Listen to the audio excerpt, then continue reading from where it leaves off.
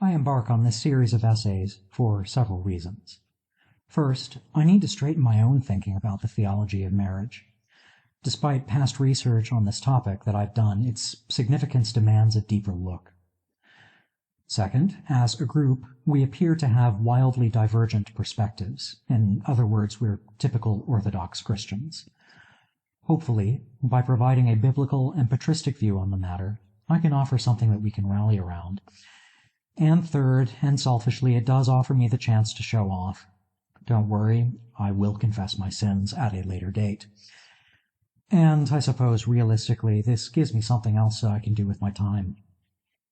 However, there is also the reality that we all live in a time when marriage is deeply misunderstood. Pew Research wrote recently that unmarried adults are on the rise, now representing nearly 50% of the population, and cohabitation has risen 5% over the past 20 years. While 67% of Americans were married with children in 1970, today that number is 37%. This reflects rising rates of adults in their 40s who have never married.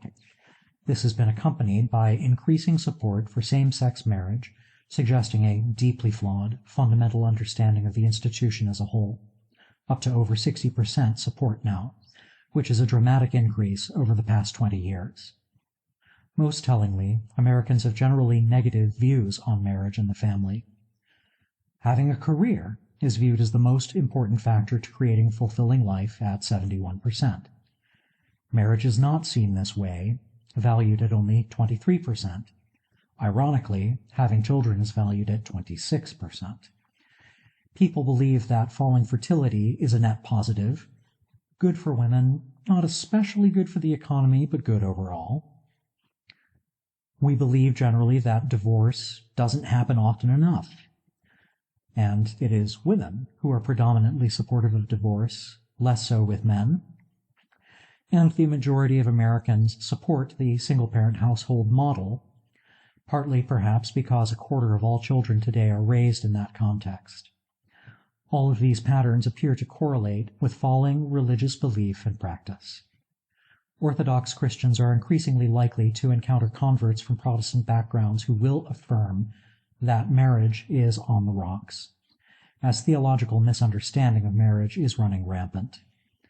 Orthodox Christians must, therefore, endeavor to articulate an orthodox position on marriage for the sake of witnessing to a lost and hurting world, the problems of increasing singleness notwithstanding. Although I have not yet settled on a structure and order for this essay series, the topic for this first essay was quite obvious. Jesus said to the Pharisees, "Have you not read that from the beginning the Creator made them male and female?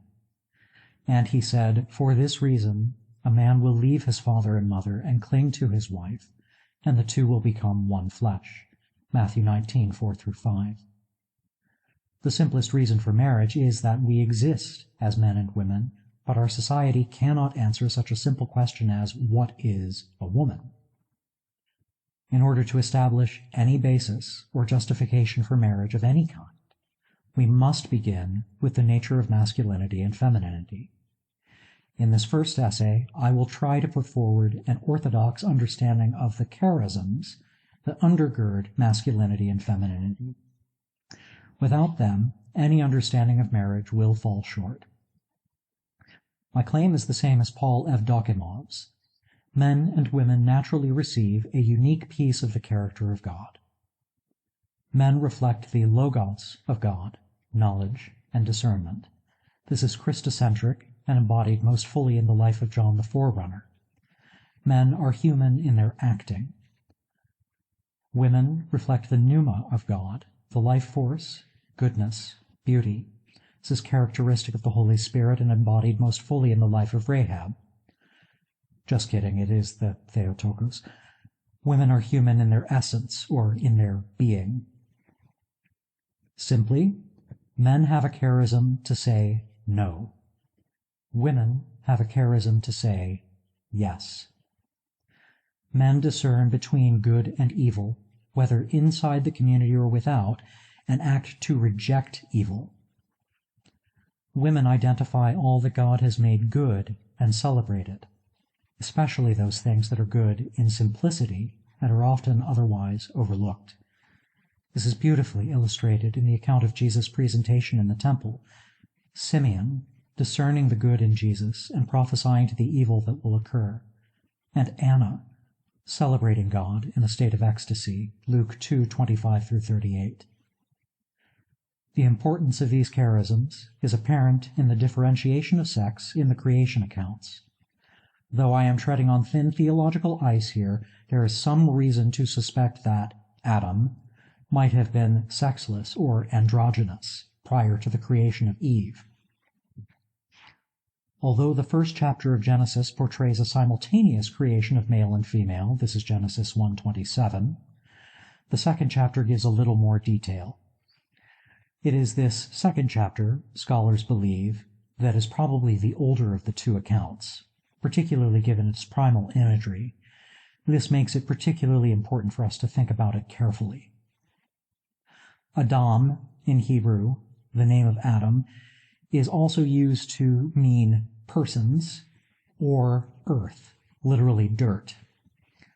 Throughout most of chapter 2, it is this word Adam that is being used, and not the word Ish, which is the typical word for an adult male. Ish does not appear until the woman is formed. So we find in verse 23, the text reads, "This one shall be called woman, because this one was taken out of man."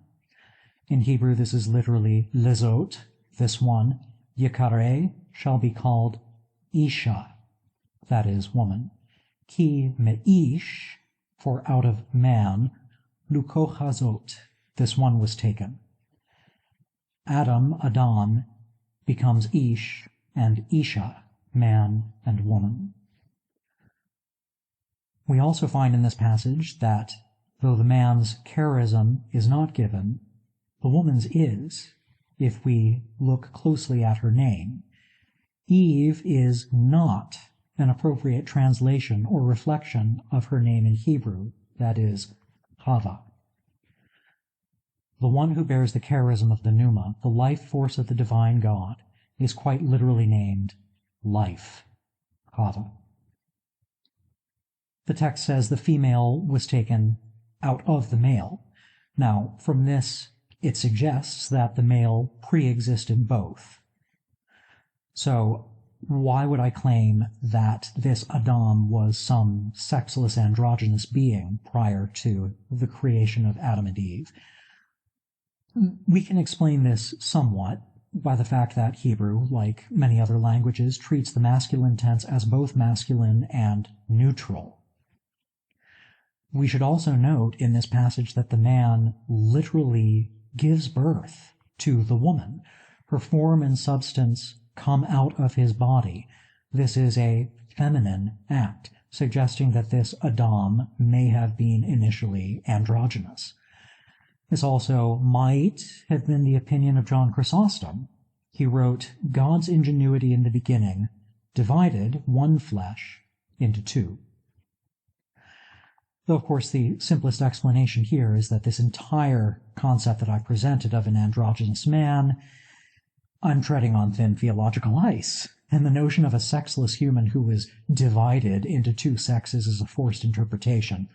Nothing in this is entirely definitive, so I would invite you to make of this what you will. But even with this argument, the differentiation of the sexes is crucial. Although men and women both bear the image of God, the imago Dei, separately from one another, there is a clear indication that the two are intended to form the entire image of God only when together. That previous quote of Chrysostom in full reads, "God's ingenuity in the beginning divided one flesh into two, but he wanted to show that it remained one even after its division. So he made it impossible for either half to procreate without the other. God divided the one into two so that the two might be reunited into one."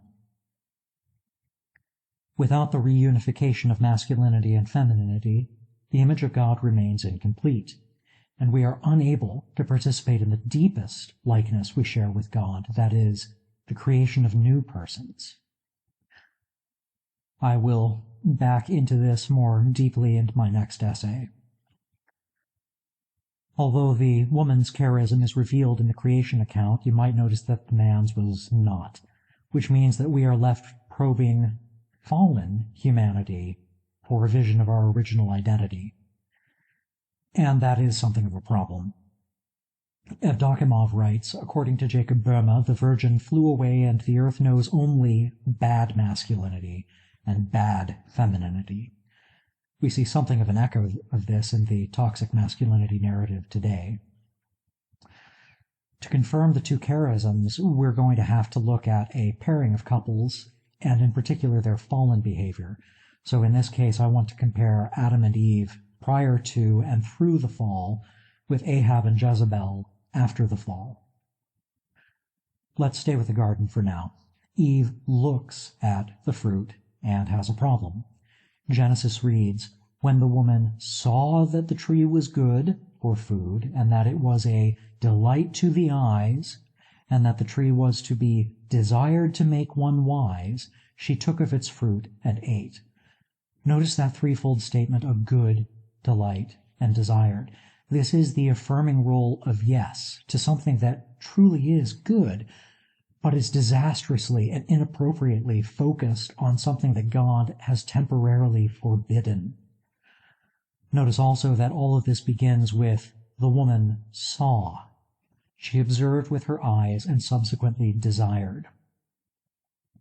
Eve abandoned her responsibility to affirm all that is good, ignoring not only the many foods she is allowed to have, but the goodness of the God who provided them. And she focused exclusively on the one thing that she wanted at that moment.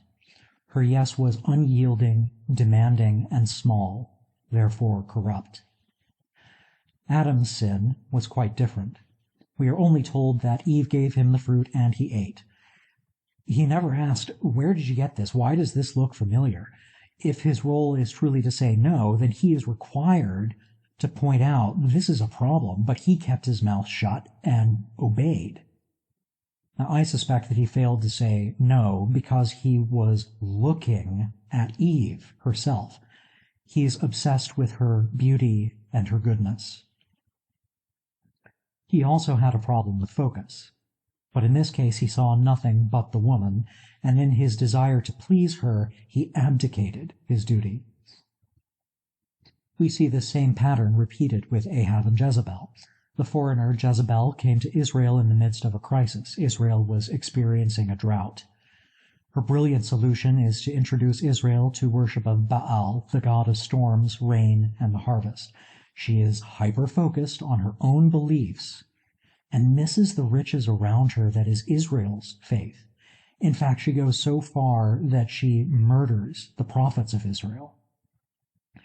Ahab, by contrast, is weak, gutless, rotten to the core. He has got to speak up and say, "I'm so happy, Jezebel, that you've embraced my people as your own, but I have one request. Don't kill my priests."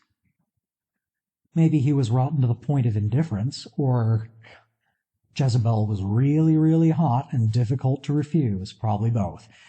In any case, Ahab dropped the ball, and as a consequence, Jezebel is given free rein, and Israel fell into religious corruption. The story of Naboth's vineyard is even more explicit. Ahab sees Naboth's vineyard and desires it, but cannot obtain it. Instead, he is forced to crawl away and sulk in shame because he can't understand being told no. Jezebel gave him an out. Like Adam, Ahab abdicated his responsibility to exercise judgment and instead allowed himself to be strung along by the woman. Jezebel ignored the goodness in Naboth's family and heritage and even the worth of the Imago Dei.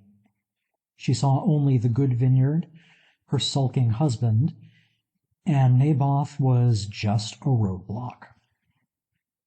In both cases, the life-affirming role of Chaya became mean and obsessive.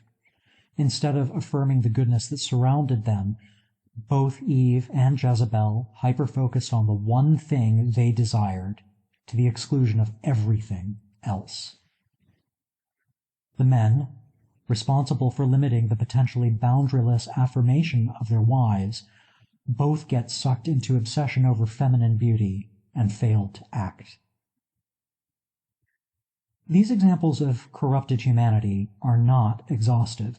Contrary to the toxic masculinity narrative, the corruption of masculinity in Scripture is not only an overbearing no, one that forces everything in its path to submit or comply, otherwise be destroyed. It is also the total absence of no. Toxic femininity, in contrast, is a hyper-focused yes, but there is also the opposite possibility as well of a woman's yes being totally absent. A woman like this is argumentative, combative, and perpetually upset and disagreeable. It is not for nothing that Solomon wrote twice that a life of suffering is preferable to a marriage to a contentious woman. Proverbs 21 verses 9 and 19. So in these instances we can infer that the charisms of logos and pneuma, of no and yes, from their corruption and absence in the fall. The fathers were quite right to warn us that virtue may be corrupted on all sides, whether the no is absent or abusive, or the yes is focused or totally missing. Having affirmed the importance of the masculine and feminine charisms, I need to observe several exceptions. We should not be misled into assuming that because one sex or the other has a special gifting towards no or yes, we need not develop both skills. The single biggest hole in Evdokimov's model is the historical prevalence of the male artist. Although art, a sort of giving birth to an affirmation of life and beauty, a participation in the very essence of God, would appear to be a feminine charism, history confronts us with a veritable cornucopia of male artists. What are we to do with David in the Psalter? Speaking as a musician, what are we supposed to do with Tallis, Palestrina, Bach, Tchaikovsky, Rimsky-Korsakov, or Arvo Pärt? Are these men actually women due to their participation in feminine activities? And what about the inverse? What are we to say about Deborah? Was she a man? What of Boudica or Jeanne d'Arc? I mean, there's plenty of modern thinking that assumes that these women must have been trans women. So, the point being, these charisms are not absolutes. It's also important not to press the image of these charisms too far, given the need for both men and women to develop and share these abilities. The fact that we expect men to exercise a special ministry of discernment between good and evil does not liberate women from the need to do the same.